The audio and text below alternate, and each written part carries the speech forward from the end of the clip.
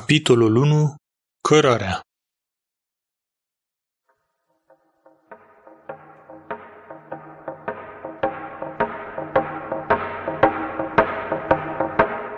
Un tovarăș nevăzut.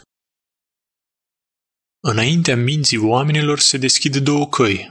Una lată, plină de ademeniri și de aceea mulți sunt cei ce merg pe dânsa, iar alta suitoare și îngustă, și puțin se află care să meargă pe ea.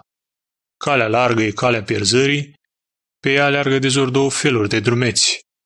Lucifer cu toată ceata lui de îngeri aruncați pe pământ și toată lumea pe care o înșeală el.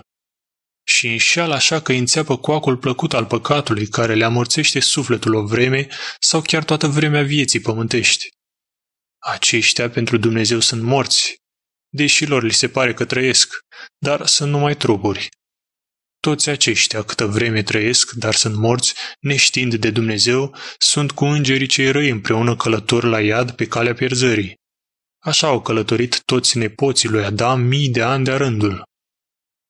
Dar Dumnezeu preamilostivul, din iubirea de oameni, a făcut totul din partea sa ca să întoarcă pe oameni din povârnirea pierzării într-o cale nouă, în calea mântuirii.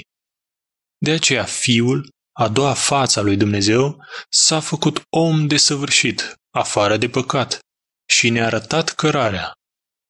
Prin urmare, calea mântuirii e chiar cărarea pe care a mers Dumnezeu însuși ca om adevărat, făcându-ni se pildă întru toate și dându-ne îndrăzneală.